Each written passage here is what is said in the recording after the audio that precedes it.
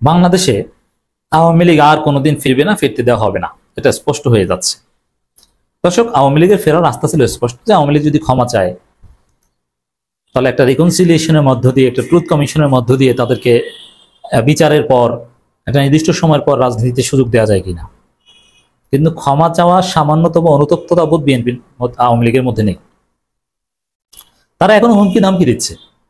আমাদের বিপ্লবের বর্ষপূর্তি আসছে, 1 জুলাইতে বাংলাদেশের আপামর জনসাধারণ, দল মত সবাই যখন সরকার সহ পুরো রাষ্ট্র জুলাই উদযাপন শুরু করেছে, সেই সময় আওয়ামী লীগ এই জুলাইয়ের মহান বিপ্লবকে বলছে জুলাই দাঙ্গা।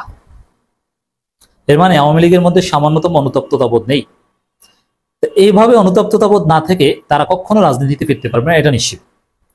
এবং যে না, আমরা নির্বাচনে অংশগ্রহণ করতে চাই, সুযোগ দেওয়া উচিত, এগুলো বলবে। কিন্তু ওবায়দুল কাদের বলেন কি, যে আওয়ামী লীগ ছাড়া নির্বাচন হতে দেওয়া হবে না, তারা নির্বাচন প্রতিহত করবে। অথচ দুইজন নিয়ে মিছিল করতে পারে না। এগুলো ফাও কথা। নির্বাচন প্রতিহত সব পালিয়েছে। দেখেন, হ্যাঁ, কোন একটা ঘটনার পর পরাজিত শক্তি রাজনীতির সুযোগ পায়। যেমন 71-এ জামাত পরাজিত হয়েছিল, কারণ জামাত তো পাকিস্তানের পক্ষে ছিল, এমনকি সরকারে ছিল জামাত। কিন্তু 71-এ বাংলাদেশ স্বাধীন হওয়ার পর 16ই ডিসেম্বরের পর থেকে কিন্তু জামাত স্বাধীনতাকে মেনে নিয়েছে। জামাত কখনো 71-এ 16 ডিসেম্বর পর গোলাম আজম সহ কেউ আমাদের মহান মুক্তিযুদ্ধের বিরুদ্ধে একটা সিঙ্গেল শব্দ উচ্চারণ করে নাই। বরং গোলাম আজম নিজে ক্ষমা চেয়েছে বাইতুল মোকাররমে। জামাতের লোকজন স্বাধীনতাকে মেনে নিয়েছে, স্বাধীন বাংলাদেশের কাছে তারা আত্মসমর্পণ করেছে। তারা এদেশের নাগরিকত্ব গ্রহণ করে চাকরি করেছে, রাজনীতি করেছে, গোপনে প্রকাশ্যে বিভিন্নভাবে। তারা কিন্তু চাইলে অনেকে পাকিস্তান যেতে পারতো, কিন্তু পাকিস্তানে যায়নি। গোলাম আজম চাইলে তো 100% পারতেন, কিন্তু তিনি এই বাংলাদেশকে মেনে নিয়ে বাংলাদেশে এসেছেন, আত্মসমর্পণ করেছেন বলা যায়। তো এই জন্য 71-এ পরাজিত হয়েও জামাত রাজনীতি করছে এখন ক্ষমতার কাছাকাছি। এইভাবে আওয়ামী লীগ করতে পারতো। 24-এ আমাদের দ্বিতীয় মুক্তিযুদ্ধে আওয়ামী লীগ পরাজিত হয়েছে, তো সেখানেও আওয়ামী লীগ যদি ক্ষমা চাইতো, বা কখনো যদি এই 24-এর গণঅভ্যুত্থানের বিরুদ্ধে না বলতো, বা 24-এ গণঅভ্যুত্থানের কয়েকজনকে চিহ্নিত করে বিচারের আওতায় এনে আওয়ামী লীগ যদি ক্ষমা চেয়ে রাজনীতি আসতে চাইতো, যেটাকে আমরা রিফাইন্ড আওয়ামী লীগ বলি, ইট ওয়াজ পসিবল বাংলাদেশের রাজনীতিতে তাদের রিপেট্রিয়েশন। কিন্তু না, তারা বলছে কারোর মধ্যে অনুতপ্ততা নেই। গ্রামগঞ্জে আওয়ামী লীগের লোকজন যারা আছে, কারোর মধ্যে কোনো রিমোর্স নেই। আপনি দেখেন, কথা বলে আমাদের সাথে অনেকের কথাবার্তা হয়, যারা পালিয়ে আছে তারা সন্ত্রাসী কথাবার্তা বলছে। এই কারণে তারা কোনোদিন বাংলাদেশের রাজনীতি আর ফিরতে পারবে না। হাসিনা তো এমনিতেই ন্যাচারাল ডেথে সময় হয়ে গেছে, কিন্তু নেক্সট জেনারেশনও ফিরতে পারবে না, ফিরতে দিবে না তরুণ প্রজন্ম, বাংলাদেশ গ্রহণ করবে না। আবার দেখেন, এরশাদের বিরুদ্ধে গণঅভ্যুত্থান হয়েছিল, সে এরশাদ কিন্তু রাজনীতি টিকে ছিল, জাতীয় পার্টির রাজনীতি আজও আছে, অ্যাটলিস্ট টু সাম এক্সটেন্ট, এবং দীর্ঘদিন ছিল, পাওয়ারফুল হিসেবেই ছিল। এরশাদের পতনের পরও এরশাদ থার্ড লার্জেস্ট পলিটিক্যাল পার্টি ছিল, জামাতের চাইতে বড় ছিল পতনের পরও, 91-তেও। অতএব দর্শক, কারণ কি দেখেন, এরশাদের পতনের পর এরশাদ কিন্তু সেই পতন মেনে নিয়েছে, গণঅভ্যুত্থান মেনে নিয়েছে। আপনি দেখাতে পারবেন না জাতীয় পার্টি গণঅভ্যুত্থানকে কটাক্ষ করেছে, 90-এর গণঅভ্যুত্থানকে বিশোধগার করেছে, জাতীয় পার্টি এটা করেনি। মানে এই জায়গাটা তারা অনুতপ্ত ছিল। সর্বোচ্চ বলেছে বড় কোনো আন্দোলন হয়নি, এরশাদ নিজেই ক্ষমতা ছেড়ে দিয়েছে, কিন্তু গণঅভ্যুত্থান আন্দোলনকে কখনো কটাক্ষ করেনি, কখনো এটাকে সন্ত্রাসী কাজ কিংবা দাঙ্গা এগুলো বলেনি। যার ফলে জাতীয় পার্টির রাজনীতি ছিল এবং এখনো আছে। কিন্তু আওয়ামী লীগ উল্টো, ইতিহাসের বাস্তবতার বিপরীতে দাঁড়িয়েছে। এই মহান গণঅভ্যুত্থানকে তারা বলছে দাঙ্গা, সন্ত্রাসী, জঙ্গি, কি নিকৃষ্ট ভাষায় বলছে। এটা থেকে স্পষ্ট ইঙ্গিত পাওয়া যায় এই আওয়ামী লীগ আর ফিরতে পারে না, ওদের ফেরার কোনো ইচ্ছাই নেই। ওদের ইচ্ছা হচ্ছে সন্ত্রাসী করা। ওরা ভেবেছিল যে ইউনূস ব্যর্থ হচ্ছে, মনে হয় আমরা এসে গেছি। না, ইউনূস ব্যর্থ হয়ে অন্য কেউ আসলেও আওয়ামী লীগের আর ফিরে আসা হবে না। গণঅভ্যুত্থানকে জুলাই দাঙ্গা বললেন সজীব ওয়াজেদ জয়। সজীব ওয়াজেদ জয় বলা মানে টোটাল আওয়ামী লীগ এটাই বিলিভ করে। 2-1 কামাল আহমেদ মজুমদার অতি বিরুদ্ধ 2-1 আছে যে তারা অনুতপ্ত, শেখ হাসিনার সাথে থাকায় অনুতপ্ত। কিন্তু আওয়ামী লীগ দল হিসাবে নিষিদ্ধ ঘোষিত সংগঠনের লোকজন ওটাকে জুলাই দাঙ্গা বলে, কোনো অনুতপ্ততা বোধ নেই। এই যে কি ভয়ানক গণহত্যা, হেলিকপ্টার থেকে গুলি করে শিশু হত্যা, শত শত শিশু হত্যা, নারী হত্যা, কি বীভৎস নির্যাতন, কোনো অনুতপ্ততা বোধ তাদের নেই। আপনি চিন্তা করেছেন কতটা অসভ্য বর্বর? তো এই অসভ্য বর্বর মানবতা বিরোধী নিষিদ্ধ সংগঠনকে বাংলাদেশের মানুষ আর কোনোদিন রাজনীতি করতে দিবে না, তরুণরা দিবে না। দেখেন, রাজনীতি এখনই জেনজির হাতে। ক্ষমতা, ভোট ওগুলো নিয়ে যতই চিল্লাচিল্লি করুক, জেনজি যে কোনো সময় ঝাড়া দিয়ে নেমে যেতে পারে। এটা এক্সাম্পল ক্রিয়েট হয়েছে। দেখবেন ওই নাহিদদের আপনি মেরে ফেলবেন, কিন্তু কত নাহিদ যে মুহূর্তের মধ্যে তৈরি হয়ে যাবে আপনি কল্পনাও করবেন না। ঢাকা বিশ্ববিদ্যালয় থেকে শত শত নাহিদ বের হবে, আসিফ বের হবে, সার্জিস বের হবে, হাসনাত বের হবে। এই সিলসিলা তৈরি হয়েছে বাংলাদেশে। জুলাই আগস্টে ছাত্র জনতার গণঅভ্যুত্থানকে জুলাই দাঙ্গা হিসেবে অভিহিত করেছেন ক্ষমতাচ্যুত সাবেক প্রধানমন্ত্রী শেখ হাসিনার পুত্র সজীব ওয়াজেদ জয়। ওর তো কথা বলার অধিকার নেই, ও তো মার্কিন নাগরিক, মার্কিন যুক্তরাষ্ট্রের শপথ নিয়ে নাগরিকত্ব নিয়েছে। ও চাইলেও বাংলাদেশে আর রাজনীতিতে ফিরতে পারবে না। তো এই অসুস্থ, নেশাখোর, হতাশাগ্রস্ত, স্ত্রী নাই, সন্তান নাই। মানুষের স্ত্রী, সন্তান, পরিবার, পরিজন থাকে, এটা মানুষ হিউম্যান বিং, সোশ্যাল বিং বলেছে এরিস্টটল। কোরআন হাদিসের কথাও এটা। কিন্তু এ হচ্ছে নেশাখোর, নেশা খেয়ে পড়ে থাকে, মাতলামি করে। এর ওইরকম ফিক্সড কোনো গার্লফ্রেন্ডও নাই, লেট অ্যালোন ওয়াইফ। সন্তান কোথায় কি থাকে ও নিজেও জানে না। চেহারা হয়েছে কেমন দেখেন না, দেবদাসের মতো, ভারতে নাকি এসেছিল। তো ওর কথা ও কি, যদি ওই পাগলার কথাই, এই নেশাখোরের কথাই বিএনপি আওয়ামী লীগের লোকজন মানে, ওকেই পীর মানে, অথচ ও কিন্তু মার্কিন নাগরিক। ডুয়েল সিটিজেনশিপ ভিন্ন জিনিস, একবার ফুল মার্কিন সিটিজেন, শপথ নিয়ে যেটা হয়েছে। তো এই জায়গাটাতে ওর তার ফিরে আসার সুযোগ নেই। তিনি বলেন 2024 সালের জুলাই আগস্ট মাসে সংঘটিত জুলাই দাঙ্গা ছিল বাংলাদেশ ইতিহাসের স্মরণকালের সবচেয়ে কালো অধ্যায়, অথচ এটা ছিল বাংলাদেশের গৌরবোজ্জ্বল দ্বিতীয় মুক্তিযুদ্ধ। বিদেশি রাষ্ট্রের অর্থায়নে আর উগ্রবাদী অপশক্তির মদদে সংঘটিত সেই দাঙ্গার পেছনে অনেকেই যুক্তি দিয়েছিলেন, কেউ সচেতনভাবে, কেউ বা না বুঝে বিভ্রান্ত হয়ে সেই দাঙ্গায় আপনার পরাজিত হয়ে পালিয়েছেন। তো এখানে উগ্রবাদী অপশক্তি, এই যে যারা বিপ্লব করেছে তাদেরকে বলছে উগ্রবাদী অপশক্তি। এই উগ্রবাদী অপশক্তির কোনোদিন আওয়ামী লীগকে বাংলাদেশে আর ফিরতে দিবে না, রাজনীতি করতে দিবে না। এদের কাছে আপনার যুগে যুগে মার খেয়ে হাত পা একদম ভেঙে দিবে। জুলাইতে এক দফা খেয়েছেন গত বছর, আবার চালাকি করে মাঠে নামেন, আর এক দফা খাবেন, জেনজিরা পেটাবে। দীর্ঘ ফেসবুক পোস্ট, ভুল বুঝতে পারা দুর্বলতা নয় বরং সাহসিকতা শুরু, আসুন একসাথে দেশের মানুষের পাশে দাঁড়ায়, পাগল ছাগল মাথা খারাপ। দেখেছে এই যে নেশাখোর, দেখে না যে বাংলাদেশের সব দল সেই জুলাইকে কিভাবে উদযাপন শুরু করেছে। পেশাজীবী সমাজের বহু সদস্য যারা বছরের পর বছর দেশের জন্য কাজ করেছেন, সেই সময় ভুল তথ্য গুজব ও প্রলোভনের ফাঁদে পা দিয়ে এই ষড়যন্ত্রের অংশ হয়েছে। কি ভুল তথ্য গুজব? এর মানে হাসিনা কাউকে মারেনি, হেলিকপ্টার দিয়ে গুলি করেনি, এগুলো সব গুজব। তাহলে কেন পালিয়েছে হাসিনা?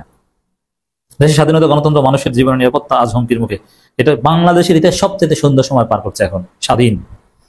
সজীব ওয়াজেদ জয় লেখেন, আমরা সোশ্যাল মিডিয়া, গণমাধ্যম নিয়ে ব্যক্তিগতভাবে যাদের হতাশা, অনুশোচনা, নিজেদের ভুল বুঝতে পেরে দুঃখ প্রকাশ করতে দেখেছি, তাদের প্রতি আমাদের কোনো ক্ষোভ নেই প্রতিশোধের মানব। কে দুঃখ প্রকাশ করছে? কোন পাগল ছাগল দুঃখ প্রকাশ করছে? ওই আওয়ামী লীগের দালালরা এখন দুঃখ প্রকাশ করে অভিনয় করছে, কোন জুলাই যোদ্ধা দুঃখ প্রকাশ করছে না। যাই হোক দর্শক, এদের যে এই ধৃষ্টতা, এটা থেকে প্রমাণিত হয় যে এই আওয়ামী লীগ বাংলাদেশে ফেরার ইচ্ছাই নাই, ক্ষমা চাওয়ার কোনো পরিকল্পনাই নেই। মানুষ ক্ষমা করবে কি? আবারও রাজনীতি ঘুরে গেছে, বিএনপি আবারও পিছু হটেছে, আরেকবার নাকে খত দিবে সম্ভবত। তার আলামত স্পষ্ট হচ্ছে। ফেব্রুয়ারিতে নির্বাচন, রোজার আগের নির্বাচন প্রশ্নে বিএনপি নতুন সিদ্ধান্ত। দর্শক, বিষয়টা নিয়ে এখনো তোলপাড় তৈরি হয়নি, কিন্তু হবে।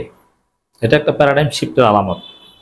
আপনারা জানেন যে বিএনপি ডিসেম্বরে নির্বাচন প্রশ্নে একদম অনড় ছিল যে ডিসেম্বর নির্বাচন হতেই হবে, একদিন পরেও না, 31শে ডিসেম্বর একদিন পরে হওয়ার সুযোগ নেই। তারেক রহমান বলেছিল স্পষ্ট হবে ডিসেম্বরে নির্বাচন ডিসেম্বরই হতে হবে। ওই বিএনপি এই যে হুমকি ধামকি, প্রফেসর ইউনূসের সাথে যে আলোচনা হয়েছে সেখানে ডিসেম্বর শব্দটা উচ্চারণও করতে পারেনি। এ হচ্ছে বিএনপির দৌড়। তা পরে যেভাবে হোক না কেন, রোজার আগে বা ফেব্রুয়ারিতে নির্বাচনের কথা এসেছে, যদিও সেটা কন্ডিশনাল, যে সব প্রস্তুতি সম্পন্ন হলে ফেব্রুয়ারিতে বা রোজার আগে নির্বাচন করা যেতে পারে, তবে বিচার করতে হবে, সংস্কার করতে হবে, এই সব শর্তে। ঠিক আছে, আমরা ওটা ধরে নিলাম যে রোজার আগে নির্বাচন। কিন্তু জনগণ এটা মানেনি, রাজনৈতিক দলগুলো এটা মানেনি যে রোজার আগে নির্বাচন, এটা আপনি কিসের ভিত্তিতে ক্লিয়ার করেন, কার সাথে আলোচনা করে? পলিটিক্যাল পার্টিগুলো প্রচন্ড রিয়্যাক্ট করেছে, এমনকি প্রফেসর ইউনূসের নিরপেক্ষতা নিয়ে প্রশ্ন তুলেছে, যার ফলে দেশের পরিস্থিতি তৈরি হয়েছে যে মানুষ ওই ফেব্রুয়ারিতে নির্বাচন মানে না। কারণ মানুষ ধরে নিয়েছে ফেব্রুয়ারিতে নির্বাচন মানে ওটা ইউনূস বিএনপি একটা গোপন সমঝোতা, অবৈধ সমঝোতা, বিএনপিকে ক্ষমতায় এনে দেওয়ার একটা গোপন চুক্তি। এই কারণে ফেব্রুয়ারিতে নির্বাচন যে যে জামাত ইসলামী আগে বলেছিল, আমিরে জামাত বলেছিল যে আমরা রোজার আগে নির্বাচনটা হয়ে যাওয়া ভালো, সেই জামাতই প্রচন্ড রিয়াক্ট করছে। এর মানে কি, ফেব্রুয়ারিতে ভালো নির্বাচন ভালো, এটা কিন্তু এটা দুর্বিসন্ধিমূলক ভাবে মনে হচ্ছে। অতএব এই ফেব্রুয়ারি এই গোপন সমঝোতা নির্বাচন জনগণ যে হতে দিবে না, এটা বিএনপি টের পেয়েছে। এই জন্যে কিসের উপর দায় দিবে বিএনপি? সালাউদ্দিন আহমেদ বলছেন যে পিআর সিস্টেম দাবি করে এটা নির্বাচন বানচাল বা পেছানোর ষড়যন্ত্র। এক একজন এক এক কথা বলছেন। দর্শক, এখন নতুন আর একটা বয়ান এসেছে বাজারে, ফেব্রুয়ারির আগে নির্বাচন হওয়া উচিত, শহীদুদ্দিন চৌধুরী এনি। এর মানে ফেব্রুয়ারিতে না, ফেব্রুয়ারির আগে নির্বাচন হওয়া উচিত। আবার বিএনপির যে ফজু পাগলা, তিনি বলেছেন ফেব্রুয়ারিতে নির্বাচন হবে, এরকম কোনো ভাবসাব আমরা দেখছি না। মানে আসলেই টের পেয়েছে যে ফেব্রুয়ারিতে নির্বাচন হবে না। এখন বিএনপি যখন নিশ্চিত হয়েছে যে ফেব্রুয়ারিতে নির্বাচন হবে না, বা ধারণা করছে প্রবলভাবে, এখন এসে বলছে যে ফেব্রুয়ারির আগে নির্বাচন হওয়া উচিত। মানে ফেব্রুয়ারি থেকে এখন ফেব্রুয়ারির আগে এসেছে। ফেব্রুয়ারির আগে কেন দাবি করেছে? এর তাৎপর্য কি? এর তাৎপর্য স্পষ্ট, যে ফেব্রুয়ারিতে নির্বাচন হবে না এটা বুঝতে পেরেছে বিএনপি, এটা একটা তাৎপর্য। আর দ্বিতীয় হচ্ছে, আমাদের এক শিক্ষক, আমরা যখন ছোটকালে হাই স্কুলে পড়তাম তখন তিনি বলতেন যে বাবারা, তুমি যদি এ প্লাস পেতে চাও তাহলে তুমি টার্গেট করবা যে হ্যাঁ আমি প্রত্যেক সাবজেক্টে 90+ পাবো, তাহলে তুমি 80+ তো পাবাই, গোল্ডেন এ প্লাস পাবা। আর যদি তুমি টার্গেটই করো যে কোনো রকম 80 পেলেই হলো, তাহলে তুমি এ প্লাস পাবা না, তুমি হয়তো মিস করতে পারো, তুমি তখন এ গ্রেড পাবা। আর তুমি যদি স্বপ্নই দেখো যে না আমি এ গ্রেড পাবো, তাহলে তুমি আরো নিচে পাবা। এর মানে এই লক্ষ্যটা একটু অ্যাডভান্স ঠিক করো, তাহলে ওইটা না হলেও লক্ষ্যের কাছাকাছিতে যেতে পারবা। তুমি যদি খুব সিরিয়াসলি এ প্লাসের জন্য পড়াশোনা করো, এ প্লাস না পেলে এ গ্রেড তো পাবা, আর তোমার টার্গেটে যদি থাকে এ গ্রেড, তাহলে তুমি এ গ্রেড থেকে নিচে নেমে যেতে পারো। যে স্টুডেন্টরা মোটামুটি কনফিডেন্ট বা উদ্দেশ্যই থাকে যে না আমি এ প্লাস পাবো, সে কমপক্ষে এ গ্রেড পায়, এটা স্বাভাবিক। দু একটা এক্সেপশন ভিন্ন জিনিস, অ্যাক্সিডেন্ট। এখন বিএনপির অবস্থাটা হচ্ছে এরকম যে ফেব্রুয়ারিতে নির্বাচন হবে না এজন্যে, বা অনিশ্চিত এজন্যে ফেব্রুয়ারির আগে দাবি করছে, যাতে ফেব্রুয়ারিতে অ্যাটলিস্ট হয়। মানে তাদের পছন্দ না হলেও কাছাকাছি যেন হয়। ডিসেম্বর থেকে ফেব্রুয়ারিতে গেছে, এখন আবার ফেব্রুয়ারি আগের কথা বলছে, যাতে ফেব্রুয়ারি মিস না হয়, আশঙ্কা থেকে বলছে, ভয়ের মধ্যে। এখন জুয়া খেলার রাজনীতি করলে, বিএনপির রাজনীতি এখন জুয়া খেলা, কোন স্বাভাবিক সিস্টেম রাজনীতি করছে না, জুয়া। এই গ্যাম্বলিং এর রাজনীতি করলে এরকমই সবসময় আতঙ্কের মধ্যে থাকতে হয়, যে কখন কি হয়ে যায় বলা যায় না। বিএনপি এখন একটা অজানা আতঙ্কের মধ্যে আছে, কখন কি হয়ে যায় বিএনপি নিজেরাও বলতে পারে না। তার ফলে ফেব্রুয়ারি, রোজার আগে 15 ফেব্রুয়ারি, সেখান থেকে এখন ফেব্রুয়ারি আগে এসেছে। আবার ফজু পাগলারা বলেন যে সেপ্টেম্বরেও হতে পারে নির্বাচন। এখন এই যে বক্তব্য ফেব্রুয়ারির আগে নির্বাচন হওয়া উচিত, এই বক্তব্য শুনে জনগণ মন্তব্য করেছে, আমি বিভিন্ন জায়গায় দেখলাম, না না কালকেই নির্বাচন হওয়া উচিত, এক সপ্তাহের মধ্যে নির্বাচন হওয়া উচিত, এই মাসেই নির্বাচন হওয়া উচিত, সামনের মাসে নির্বাচন হওয়া উচিত। মানুষ ট্রল করছে। বিএনপি নির্বাচনের কথা বললে মানুষ বিএনপিকে ট্রল করে। ফেব্রুয়ারি আগে নির্বাচনের কথা বলেছে, মানুষ চেতায় এখন, না না ফেব্রুয়ারি আগে না বাবা, কালকে নির্বাচন, এরকম একটা অবস্থা। আগামী বছরের ফেব্রুয়ারি আগেই জাতীয় নির্বাচন অনুষ্ঠিত হওয়া উচিত বলে মন্তব্য করেছেন বিএনপির যুগ্ম মহাসচিব শহীদুদ্দিন চৌধুরী। যুগ্ম মহাসচিব, তিনি কিন্তু দুধ ভাত না। বিএনপির চেয়ারপারসন, উপদেষ্টা, ভাইস চেয়ারম্যান, এগুলো দুধ ভাত, কিন্তু যুগ্ম মহাসচিব ভাইটাল পোস্ট। প্রচার সম্পাদক থেকে যুগ্ম মহাসচিব হয়েছেন, এর মানে শহীদুদ্দিন চৌধুরী এনি প্রমোটেড, দলের এখন নীতি নির্ধারকদের মধ্যে আছেন তিনি। স্থায়ী কমিটির সদস্যরাই নীতি নির্ধারক, কিন্তু তারপরও স্থায়ী কমিটির পরের বডির মধ্যে আছেন এই শহীদুদ্দিন চৌধুরী এনি। মৌলিক স্থায়ী কমিটির পরে 10 জনের একজন শহীদুদ্দিন চৌধুরী এনি। অর্থাৎ তিনি বলেছেন যে ফেব্রুয়ারির আগেই জাতীয় নির্বাচন হওয়া উচিত।